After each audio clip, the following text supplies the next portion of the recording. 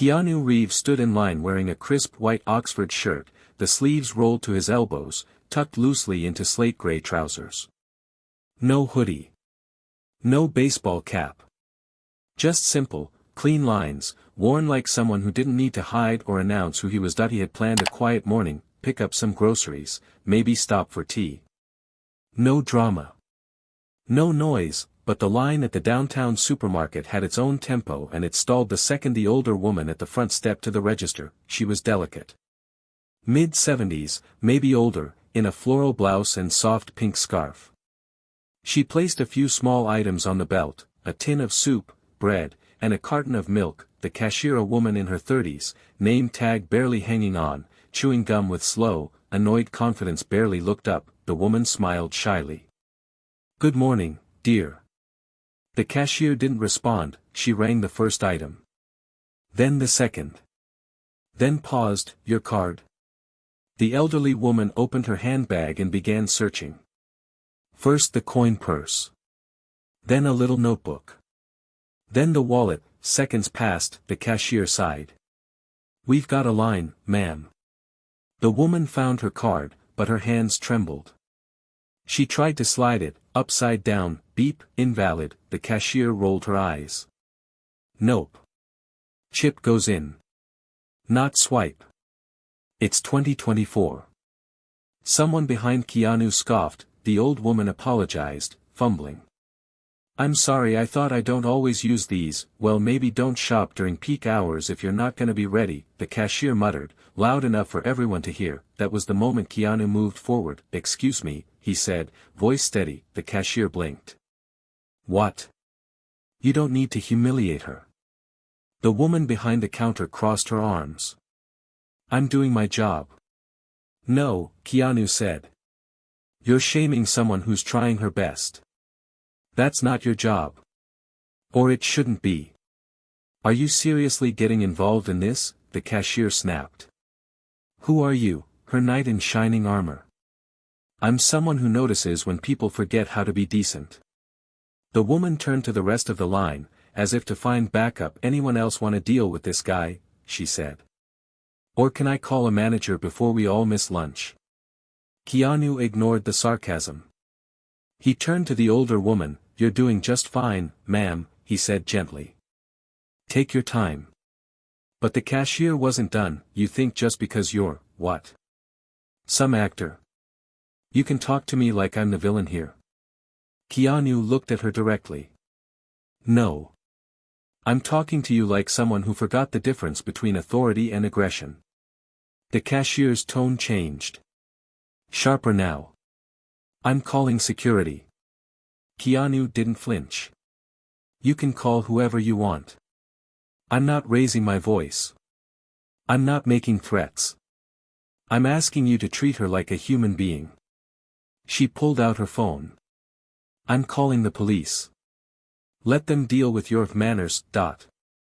Someone in line whispered, "Jesus." Another pulled out their phone to record. Keanu stepped just slightly to the side, placing himself between the woman and the cashier, not blocking, not towering, just standing. "I don't need to be right," he said calmly. "But I won't pretend this is okay." The old woman's hands were shaking. She tried to say thank you, but the words couldn't form. "You're not the problem," Keanu told her quietly. "You're the only one here holding dignity." The cashier was pacing now, waiting for a manager or someone else to come save her from the moment she'd created, but the store was quiet, not because of fear, because shame had a way of silencing a room when someone finally named it out loud. And Keanu? He just stood there, not as a celebrity, not as a performer, but as a man who simply refused to look away. 15 minutes passed. 15 long, uncomfortable minutes. The cashier stayed near the register, phone still in hand, pacing in tight circles behind the counter like she was waiting for backup in a battle she started but never prepared to finish. The old woman sat on a small stool near the bagging area. Someone had brought her water. Her hands still trembled. She hadn't spoken since the confrontation started. Her groceries sat untouched in a plastic bag beside her feet. Keanu didn't move from where he stood, calm, upright, just far enough from the counter not to be threatening, just close enough that no one forgot he was there. The rest of the store was a portrait of quiet. No one left. No one spoke. They didn't have to, the tension had rooted itself into the tiles, and then flashing red and blue, the cruiser pulled into the loading zone just outside. 2 officers stepped out. 1 male. 1 female. Calm. Alert. Not in a rush, not yet. Keanu turned his head slightly. No change in expression. No tension in his posture. The cashier brightened like reinforcements had arrived. They're right here, she barked, waving her phone toward the glass doors. He's the problem. I've got him on tape. She pointed at Keanu with a shaking hand. The male officer stepped forward. Ma'am, we received a report of verbal harassment and disturbance. Can you tell us what happened? The cashier launched in. He started interfering with a transaction, being aggressive toward me in front of other customers, telling me how to do my job, and when I told him to stop, he got more hostile. You can ask anyone. The officers listened. Calm. No reaction. Keanu raised a hand slightly. May I speak? The woman officer nodded. Of course. I stepped in, he said quietly, because she insulted and mocked a woman who was struggling with a payment card. She wasn't aggressive. She wasn't confused. Just slow. And instead of helping her, the cashier chose to embarrass her in front of a room full of people. That's what happened. The male officer asked, did you raise your voice? No. Did you touch her? No. Did you threaten her in any way? No. The cashier laughed, nervously. That's how these guys work. They stay quiet and slick until someone else takes the fall. The officers turned to the small crowd that had gathered behind the last aisle. One of them, a man in his 50s, still holding a basket of eggs, spoke up, he's telling the truth. Another voice joined in, she was cruel. It was hard to watch. And then another, she made the old woman cry before anyone even spoke up. He was the only one who did. The cashier froze, she looked around and no one defended her, not even the people she expected to. The silence now was a verdict. The officers stepped aside and approached the elderly woman. The female officer crouched beside her gently. Ma'am, would you like to file a complaint? The woman shook her head. No. I don't want trouble. I didn't expect to be made to feel like a burden today. Keanu turned toward her. You're not, he said, softly but firmly. Not now. Not ever. She nodded, finally managing a small smile. But her eyes were still red. The male officer turned to Keanu. You're free to go. No violation here. Keanu nodded once. Thank you. Then he looked back at the cashier. She didn't say anything. Didn't apologize, just stood there, suddenly very small behind the very counter she once hid behind. Keanu stepped to the side of the register, grabbed the grocery bag from the floor, and brought it gently to the old woman. Let me carry this for you, he said. She tried to protest, but he was already walking beside her. The officers held the door open as they left. And when the sliding doors closed behind them, something else closed too. Not a case, not a story, but a chapter of silence that should never have lasted so long. That he didn't leave like a hero, that he left like a man who simply refused to be one more person who said nothing. Keanu didn't return out of nostalgia, that he came back because something in him refused to sit still. The old woman's trembling hands. The silence of the crowd. The cashier's rage that had gone unhealed. That he walked through the same glass doors just before noon. Same store. Same layout. Different feel. That he moved quietly, grabbed a few things, tea, fruit, almond milk, then stepped toward the checkout lanes, and there she was, same woman, same face, same attitude, only sharper now, coiled tight like a spring. But this time, she saw him first, and she didn't shrink. She stepped right into his path. Her manager's vest was gone. She wore a black t-shirt now, tied at the waist, arms crossed. You just couldn't leave it alone, could you? She said, louder than necessary. Keanu stopped. I didn't come for you. Of course you didn't, she snapped. You came to gloat. To walk around all quiet and holy so everyone remembers how you embarrassed me. His voice stayed level. I didn't embarrass you. I stopped you from embarrassing someone else. She stepped closer. Too close.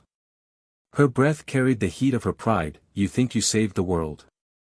You think people clapped when you left because you're noble? No, he said. They clapped because cruelty finally had an audience it couldn't silence. That hit, she laughed. Loud, forced. You love this, don't you? Being the calm hero. The perfect man who never raises his voice. But guess what this time, I'm not backing down.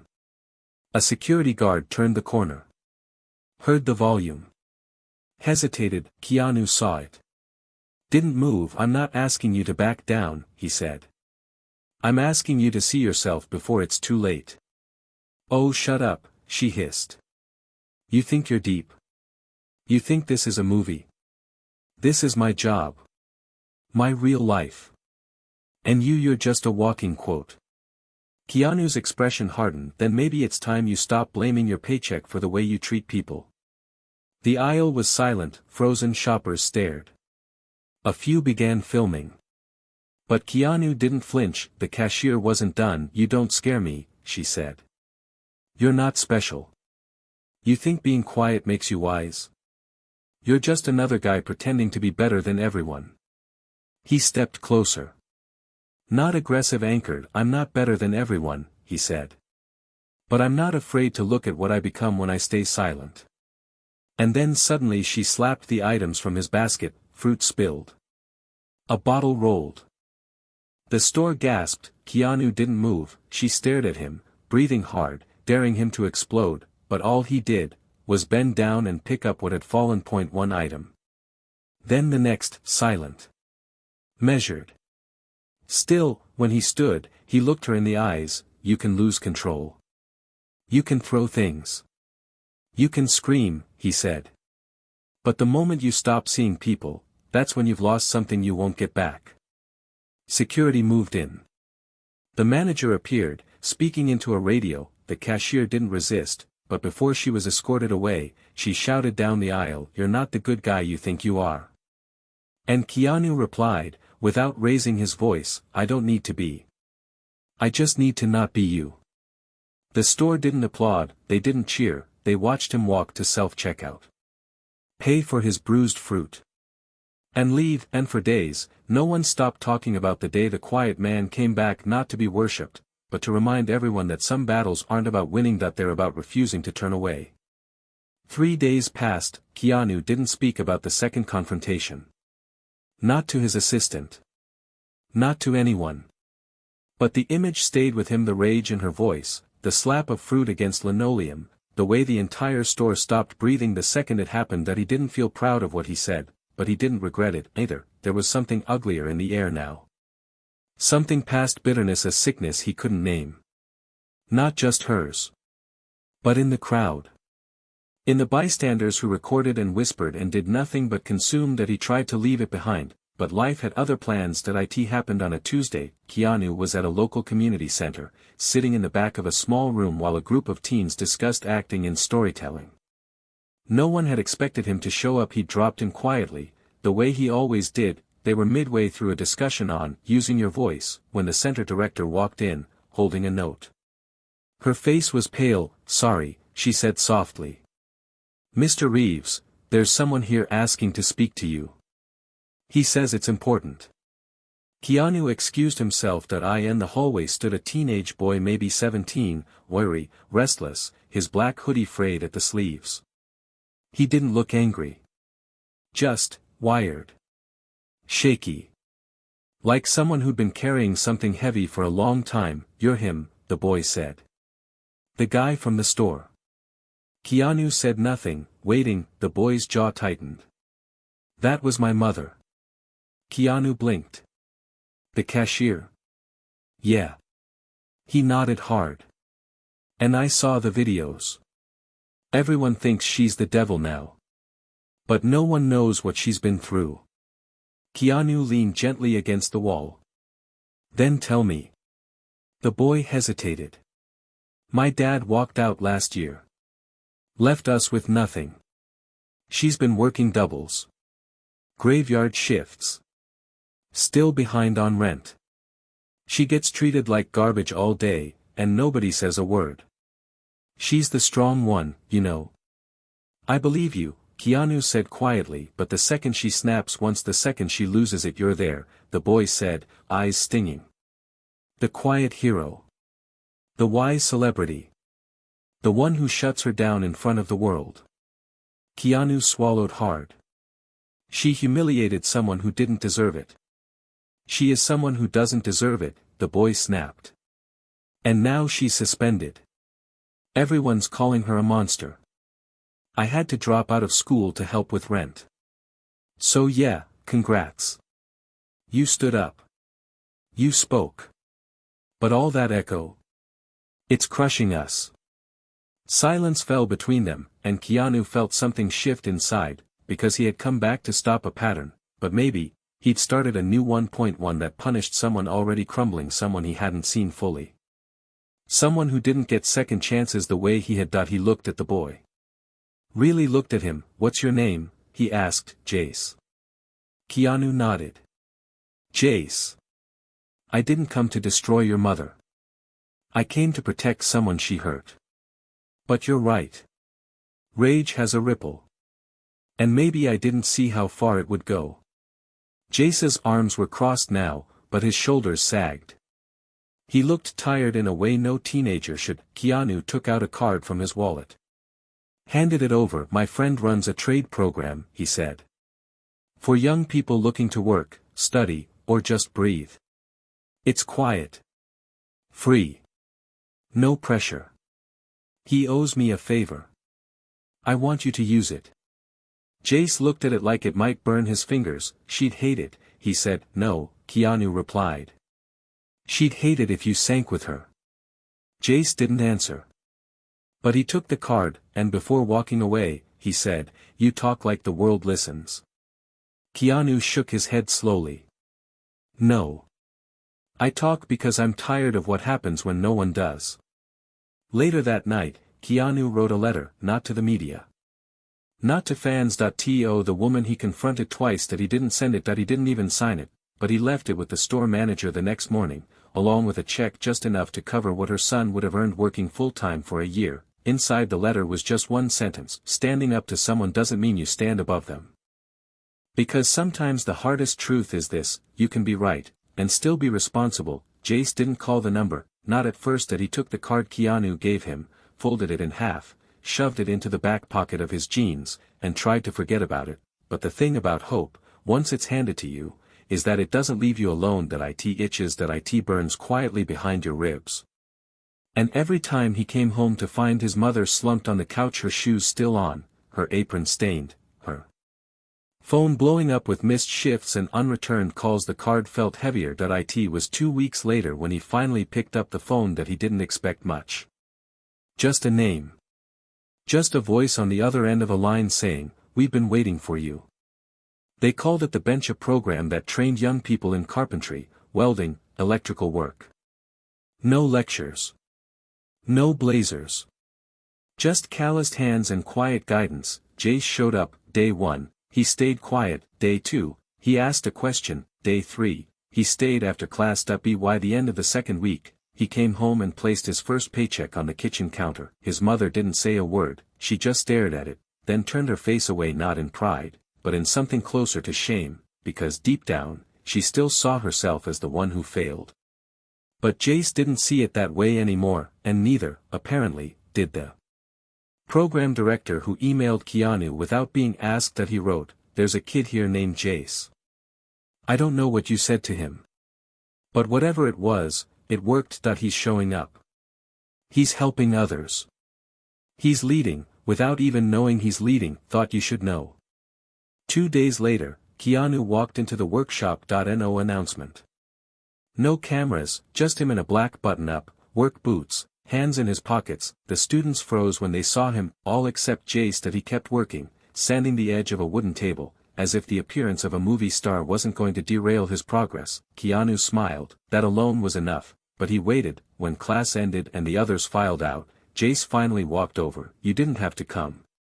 I know, Keanu said. But you did. There was a long pause between them.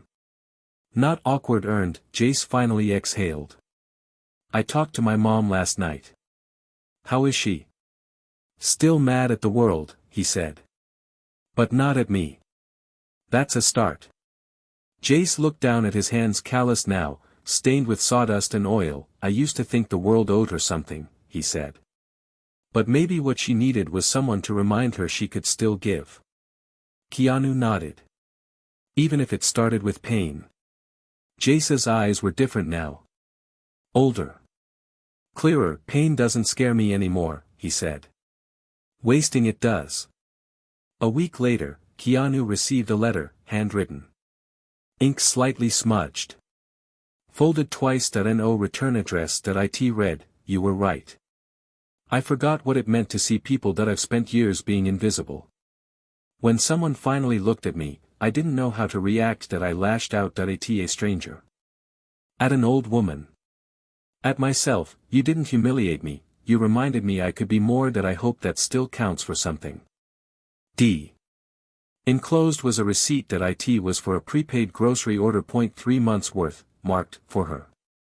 Keanu folded the letter, placed it in a drawer, and said nothing, not because there was nothing to say, but because some victories don't need headlines, some redemption doesn't ask for applause. It simply appears in a boy who builds tables instead of walls. In a woman who pays forward the food she once threw aside, and in the man who refused to be quiet when silence was the safest thing to do. Because real impact doesn't end at confrontation. It begins at what you choose to build after. It wasn't planned, not by Jace, not by Keanu, and certainly not by her. It happened on a Tuesday, just after the rain. The community center had organized a small appreciation event, a showcase of student projects from the bench program, tables lined with handcrafted furniture, wiring samples, tool displays, and coffee in paper cups. Keanu was invited. So was Jace, and so, unexpectedly, was she. Not by name. Not by favor, but because her son had asked her to come. It's nothing big, he'd said, I just want you to see what I'm building. She almost said no, almost told him she was busy, or tired, or not feeling well, but something in his voice stopped her. It wasn't anger. It wasn't shame. It was peace. And it felt like an invitation she didn't deserve, but still wanted. So she came. She wore the only decent blouse she had left. Fixed her hair. Put on makeup with a shaking hand. Brought nothing with her but a folded envelope in her purse that she'd been carrying for 2 weeks and hadn't found the courage to deliver. Not yet. She arrived late, lingered near the back, trying to remain unnoticed, but Keanu saw her the moment she entered. He was across the room, helping one of the instructors lift a bench onto a table. He paused. Not frozen. Just, still, their eyes met. No one else noticed. No cameras. No flash. No gasps of recognition, just the quiet moment when two people who had seen each other at their worst finally stood face to face with no audience, no excuse, and no armor. Keanu didn't look away, and she didn't either, not this time. Jace found her a few minutes later. He led her gently through the displays, explaining the joints, the wood, the finishes. She nodded, asked questions. Her voice was soft, but steady. She wasn't proud of herself, but she was proud of him, and that was a beginning. Near the end of the event, Jace stood up in front of the small crowd. No microphone. Just a folded sheet of paper and a clearing of the throat. He thanked the staff. His classmates. His mother, and then, without hesitation, he looked at Keanu. There was a day, he said, when I thought silence was survival. That if you didn't speak, no one could hate you. And if no one saw you, no one could hurt you. He looked down. Took a breath, but then someone did speak. And what they said. It changed everything. He didn't say Keanu's name. He didn't have to. After the applause, soft, honest, unforced, Keanu walked toward the back exit. He didn't need to stay for cake and handshakes, but just as he passed the hallway, a voice stopped him. I never said thank you. He turned. She was standing by the window, hands clasped in front of her. Her voice didn't tremble this time. I hated you, she admitted. 4 weeks. For making me look at myself. For holding up a mirror when I was at my worst. Keanu didn't interrupt. But then I saw my son, she continued. Coming home with his hands sore and his head high. And I realized, maybe what I hated wasn't you. It was the version of me you made impossible to keep being. She reached into her purse. Pulled out the envelope, held it out. I wrote this after the store. Never knew if I'd give it to you. Keanu took it, carefully. Do you want me to read it? No, she said. I needed to hand it to you. That's enough. He nodded. Thank you for not walking away, she said, and before he could reply, she added, not just from her. Or from me. But from him. She looked down the hall where Jay stood, surrounded by classmates, laughing. He's not angry anymore, she whispered. And neither am I. Keanu left the building that day with no fanfare. No one stopped him. No one cheered, but in his pocket was a letter, and in his heart, a quiet truth. You don't always get to see what comes from standing up, but sometimes if you stay long enough you see what grows when someone stands back up because you did. Some stories don't end with triumph, they end with understanding, and that's when the real healing begins.